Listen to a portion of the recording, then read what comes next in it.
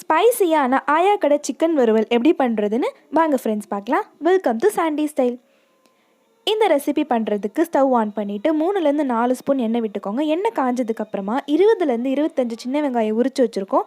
அதை ஆட் பண்ணிவிட்டு நல்லா வதக்க போகிறோம். வெங்காயம் நல்லா வதங்கினதுக்கப்புறமா 10லேருந்து 15 காஞ்ச மிளகா சேர்த்துருக்கோம். இவ்வளோ காரமாக அப்படின்னு நினைக்காதீங்க, நம்ம வேறு எந்த மசாலாவுமே சேர்க்க போகிறதில்ல. ஸோ சின்ன வெங்காயம் காஞ்ச மிளகாவோட நல்லா வதங்குறதுக்கு ஒரு 5 to 10 மினிட்ஸ் விட்டுருங்க. இந்த அளவுக்கு நம்மளுக்கு நல்லா வதங்கினதுக்கப்புறம் இந்த ரெசிபி பண்ணுறதுக்கு 1/2 kg சிக்கனை நல்லா கழுவி க்யூப் ஷேப்பில் வெட்டி வச்சுருக்கோம். அது கூடவே மஞ்சத்தூள் 1 ஸ்பூனும் தேவையான அளவுக்கு கல்லுப்பு சேர்த்துட்டு அப்படியே மூடி வச்சுருங்க. இது ஒரு 10 to 15 மினிட்ஸ் நல்லா வதங்கணும். இந்த மாதிரி சிக்கன் ரெசிபிக்கு மோஸ்ட்டாக எல்லாருமே சின்ன வெங்காயம் தான் யூஸ் பண்ணுவாங்க. ஏன்னு எங்கள் அம்மா கிட்டே கேட்கும் போது தான் தெரிஞ்சுது.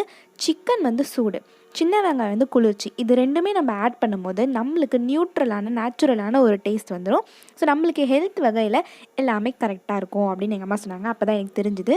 நம்ம சிக்கன் ஒன்றோட ஒன்று நல்லா வதங்கிருச்சு. ஸோ இது கூட 2 கிளாஸ் அளவுக்கு தண்ணி ஊற்றிட்டு கொதிக்க வைக்க போகிறோம். இப்போது நம்ம எந்த மசாலாவுமே ஆட் பண்ண போகிறதில்ல, ராவாக இதை கொதிக்க வைக்க போகிறோம். ஸோ இந்த அளவுக்கு நம்மளுக்கு இது கொதித்து வந்ததுக்கப்புறம், அதாவது தண்ணி எல்லாம் ட்ரெயின் அவுட் ஆனதுக்கப்புறமா நம்ம தேவையான அளவுக்கு மிளகுத்தூள் சேர்த்தோம் அப்படின்னா நம்மளோட டிஷ்ஷே ரெடி ஆகிடும். ஸோ மிளகுத்தூள் சேர்த்து ஒரு 2 நிமிஷம் சிக்கனோட நல்லா சேர்கிற அளவுக்கு பரட்டி விட்டுக்கோங்க. அவ்வளோதான். ஸ்டவ் ஆஃப் பண்ணிவிட்டு சர்வ் பண்ணால் நம்மளோட சிக்கன் வறுவல் ரெடி ஆகிடும்.